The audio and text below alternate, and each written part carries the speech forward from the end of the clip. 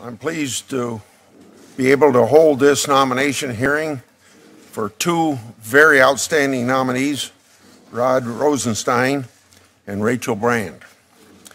They've been nominated for two very important senior positions in the Department of Justice, Deputy Attorney General and Associate Attorney General. The Deputy Attorney General, who is the second in command at the department, oversees its day-to-day operations. The Associate Attorney General oversees the department's civil litigation departments. It's critical that we fill these two important positions so the department can operate at full capacity. And we couldn't have two better nominees for these positions. Mr. Rosenstein and Ms. Brand share a lot in common. They both are dedicated civil servants.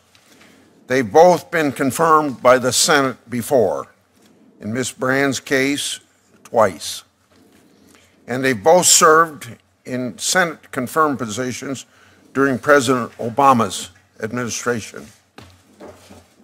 They're both extraordinarily talented and fair-minded lawyers, dedicated to the full and even-handed enforcement of our laws, and they will serve the department with distinction. Mr. Rosenstein has served the department for more than 3 decades. President Bush appointed him to be U.S. Attorney for Maryland. He continued to serve in that position throughout President Obama's entire 2 terms in office. I'm sure that Senator Cardin and Van Hollen will speak to his accomplishments in these roles. And I'd also like to submit for the record a letter from our former colleague and friend, Senator Mikulski, supporting his nomination, and without objection, that letter will be entered. Now, with respect to Mr. Rosenstein's nomination, I have a few things to say about the Attorney General's announcement last week and the supplemental testimony that he sent to this committee just yesterday.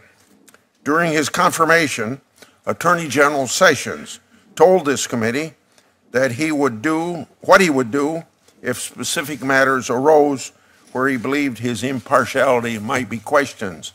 He said he would consult with the Justice Department's professionals and listen to their advice.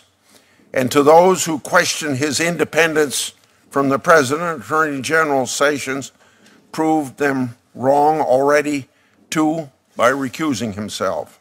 Last week, he kept his word. Unlike Attorney General Lynch, Attorney General Sessions recused himself. His recusal means that if there is any ongoing matter that deals with the Trump campaign, it will be handled by the Deputy Attorney General. So, if Mr. Rosenstein is confirmed, and I surely expect him to be, the responsibility for any decisions would fall on him. Already, I've heard some calls from the other side that a special counsel should be appointed to take over. Any talk of a special counsel is premature at best. More importantly, any insinuation that Mr. Rosenstein lacks the impartiality or professionalism necessary to handle these matters is out of line. He's a career civil servant who has served with distinction in both Bush and Obama administrations. His independence is beyond reproach. In fact, in 2012, there was a series of high-level leaks to the media of highly classified information. The leaks looked like they were designed to make the previous administration look good. Rather than appoint a special counsel, Attorney General Holder placed Mr. Rosenstein and another U.S. attorney in charge of the leak investigations. At the time, the chairman of this committee said Attorney General Holder made a good choice when he put Mr. Rosenstein in charge. He described Mr. Rosenstein as a tough, honest prosecutor and the epitome of a professional prosecutor. Another senior Democrat on this committee said she opposed the special counsel because it takes a long time. The ranking member also had this to say about Mr. Rosenstein and other U.S. attorneys assigned to the matter. Quote, "These are two scrupulous men. They're both independent. and I have no reason to believe they cannot work with the FBI and assemble a very strong prosecution team where warranted, end of quote. Presumably, my Democratic colleagues haven't changed their minds about Mr. Rosenstein because the president is now a Republican instead of a Democrat. Please remember, a special counsel inquiries under the current department regulation are not the best way to ensure transparency and accountability that my colleagues have called for. There is no mandatory public report or other finding at the end of the investigation if no charges are filed. The investigations can just disappear into a black hole without the public ever understanding what the facts were. The intelligence committees are investigating these matters, and the other side has asked the Inspector General to investigate as well.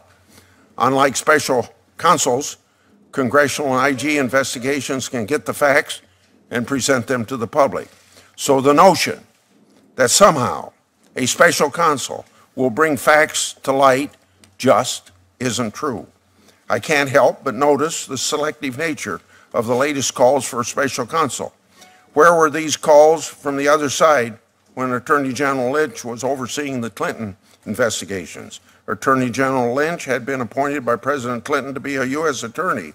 Her law firm had represented the Clintons. Her ability to continue in her job as Attorney General depended on a Clinton victory in the election, and she had a private meeting with President Bill Clinton on her government airplane while the department was investigating Secretary Clinton. Where were the calls from Democratic leadership for a special counsel at that time? Where were the calls for a special counsel when Congress referred a criminal contempt citation to the Department of Justice against Attorney General Holder for withholding documents on Fast and Furious scandal? He misled Congress about when he learned about Fast and Furious. Where were the calls from the other side to have hearings on that? The U.S. attorney was simply ordered to ignore the criminal contempt citation, and my friends on the other side of the aisle were fine with that, and unfortunately so. It would be easier to credit calls for special counsels if they were made with some consistency and intellectual honesty. There are times when special counsels are appropriate, but it's far too soon to tell at this time. And even if there were evidence of a crime related to any of these matters, once confirmed, Mr. Rosenstein can decide how to handle that matter. I know of no reason to question his judgment, his integrity, or his impartiality.